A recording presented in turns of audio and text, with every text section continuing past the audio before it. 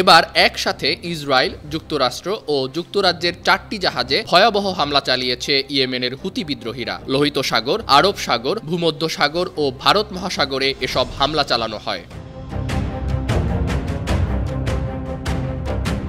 British সংবাদ মাধ্যম Reuters বলছে, প্রথম হামলা হয় আরব সাগরে। সেখানে ইসরায়েলি জাহাজ MSC ইউনিফিককে টার্গেট করা হয়। ক্ষেপণাস্ত্রের মাধ্যমে সরাসরি এ জাহাজে আঘাত করেছে ইয়েমেনের প্রতিরোধ যোদ্ধা হুতি। দ্বিতীয় হামলা হয়েছে মার্কিন তেলবাহী ট্যাঙ্কার ডেলোনিক্সকে লক্ষ্য করে। এ নিয়ে চলতি সপ্তাহে দ্বিতীয়বারের মতো জাহাজটিতে হামলা হলো। তৃতীয় ও চতুর্থ হামলা হয়েছে ভারত মহাসাগর ও ভূমধ্য সাগরে। তৃতীয় হামলাটি যুক্তরাজ্যের জাহাজ অ্যানভিল পয়েন্টে হয়েছে, আর চতুর্থ হামলাটি হয়েছে লাকি সেইলর নামে একটি জাহাজে।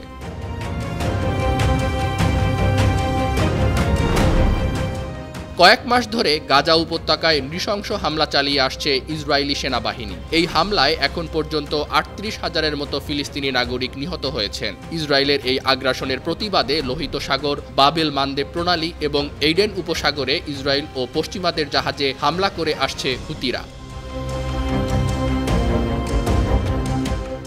সংগঠনটির দাবি, গাজায় ইসরায়েলের যুদ্ধ বন্ধ হলেই এসব জাহাজে আক্রমণ বন্ধ হবে। হুতিদের হামলার ভয়ে গুরুত্বপূর্ণ এই নৌপথ এড়িয়ে চলছে ইসরায়েল, যুক্তরাষ্ট্র ও যুক্তরাজ্য সহ ইউরোপের অনেক জাহাজ। এর ফলে এসব জাহাজ কোম্পানির পরিবহন ব্যয় বেড়েছে কয়েক গুণ।